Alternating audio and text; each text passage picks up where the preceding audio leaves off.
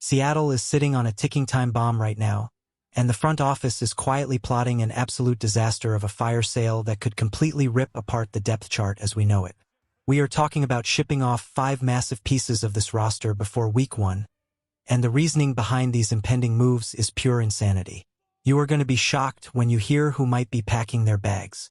Before we dive in, smash that subscribe button if you want the fastest NFL updates on the planet. Are we seriously about to watch our front office dismantle a roster that was built to dominate? As a die-hard fan, you have to read between the lines during the offseason.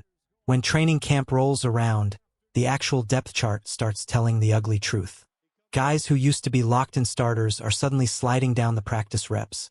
And when that happens, smart general managers do not just sit on their hands. They look for a masterclass trade to steal some draft capital from desperate teams. Right now, there is serious smoke coming out of the facility regarding a few key guys. If a player holds trade value but is getting buried on our bench, flipping them for an asset is the only logical move. We are not just giving these guys away for free, but we are looking to capitalize on their worth before it vanishes. But wait until you hear which highly respected big man is first on the chopping block. Let us talk about Olu Oluwatimi. This situation feels like a total betrayal of a guy who stepped up when we needed him most. He has been dragged through the trade rumor mud for a while now, and the truth is, he still holds massive value across the league. Right now, there are easily 10 to 15 different franchises that would start him at center on day 1. He is a phenomenal talent. The problem? He is simply not starting for us anymore. When you look at the current trenches, Jalen has a complete stranglehold on the starting job. We all remember when Sundell went down with an injury last year. Oluwatimi stepped right up to the plate and delivered an absolute masterclass in holding the line.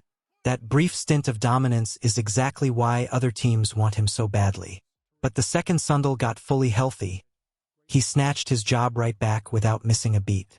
Because Oluwatimi has proven he can anchor an offensive line, his trade market is going to be incredibly hot. NFL training camps are brutal. Injuries happen every single day, and the moment a starting center goes down in another city, their general manager is going to pick up the phone.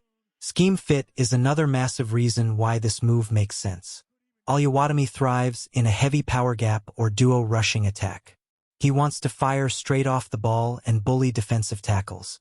That is just not what Seattle is doing with our outside zone running scheme. A run-heavy, power-based team will gladly pay top dollar for a mauler like him. We are not insulting the guy's talent. We just know his value is too high to let him sit on the bench and eventually walk away in free agency. But wait until you hear the shocking truth about our quarterback room. We have to have a very serious conversation about Jaylen Milroe. This is an absolutely fascinating situation because, right now, he is sitting clearly at the number 3 spot on the quarterback depth chart. However, his ceiling is so incredibly high that he could easily fight his way up to the primary backup role before the season starts. Let us get one thing straight. Sam Darnold is not going anywhere. Darnold put together an insane season last year and literally led us to a Super Bowl. You do not just move on from a guy who delivered on the biggest stage imaginable. Darnold has years left on his contract, and the franchise is fully committed to riding with him. So, if our franchise quarterback is locked in, why is Milroe on the trade block? The entire league is starving for young, explosive playmakers under center. Milroe is a freak athlete who moves fluidly through the pocket and possesses an absolute cannon for an arm. He can make every single throw required at the professional level. We are not shopping him because he is a bust. In fact, it is the exact opposite. We are only entertaining calls because Darnold is playing out of his mind and we want to extend him permanently. The front office is not going to force a trade just to get rid of Milroe. Another team is going to have to blow us away with an offer. He is a phenomenal kid with a brilliant football mind, and he gets better every single time he touches the field. Who is to blame if we lose these key pieces? Drop a name below. I really believe Milroe has a massive opportunity to lock down the backup job. But if another team gets desperate, do not be surprised if a blockbuster deal happens. But wait until you hear about the massive battle brewing on the right side of the line.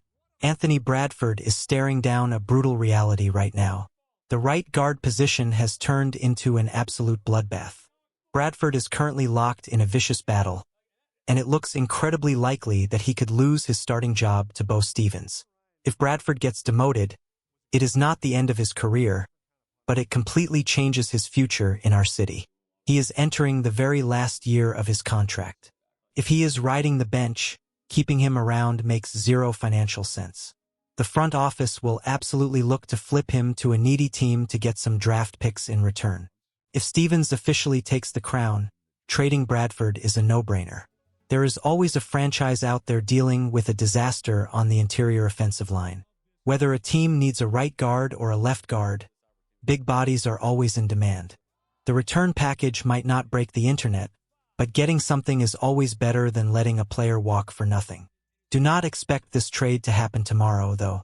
The coaching staff is going to let Bradford and Stevens fight tooth and nail until the very last second of training camp. They want to see who wants it more.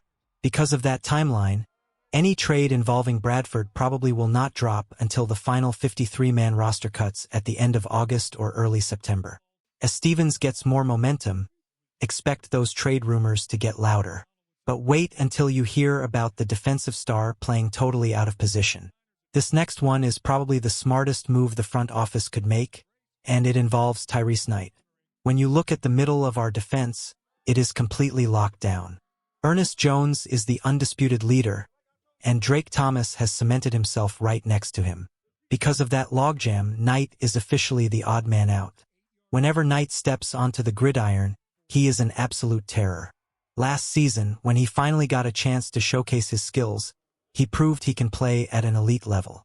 The kid is a pure baller. The massive problem here is that the coaching staff has been forcing him to play the will linebacker spot. Knight is a natural-born middle linebacker. He thrives in the center of the action, but he is never, ever going to steal that job away from Ernest Jones. It is just not happening. Because of that, Knight is a massive trade chip. He possesses the raw talent to be an immediate starter for almost any other defense in the league, especially with linebacker play declining across the NFL. Drake Thomas did not just get lucky. He outworked everyone and earned his starting role. There is no mystery left in that position battle. Because Knight is essentially blocked from his natural position, his value on the open market is sky-high. Other general managers have watched his game film, and they know he is a starting caliber thumper. As preseason games roll around and Knight gets more snaps, rival teams are going to aggressively try to steal him away to fix their own broken defenses. But wait until you hear who the final casualty of this roster crunch might be. It is wild to have two different quarterbacks on a trade block list, but that is the reality of a crowded locker room. Drew Lock finds himself in a very precarious situation. If Milroe steps up and wins the primary backup job, someone has to pack their bags. Now, keeping 3 quarterbacks on the active roster is not a completely crazy idea. Teams do it all the time, but Drew Lock is a highly respected, solid veteran in this league.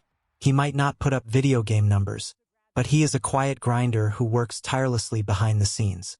He has been around the league, understands complex offensive schemes, and is the perfect safety net for any franchise. Because he is such a reliable veteran, Lock definitely commands trade value. There are plenty of general managers out there terrified of their backup quarterback situation. They would look at a guy like Lock and instantly view him as a massive upgrade, or even a temporary bridge starter if their main guy goes down. If Milroe officially beats him out for the number 2 spot, keeping Lock around just feels redundant. We simply do not need to carry 3 quarterbacks if we can get an asset back. If a trade goes down, we are probably looking at a late-round draft swap. Flipping Lock for a 6th or 7th round pick makes a ton of sense for everyone involved. He deserves a chance to suit up, and the team could use the extra draft capital. Look, we are not demanding that the front office burns the roster to the ground.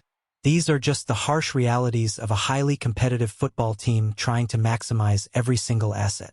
The offseason is ruthless, and nobody is truly safe.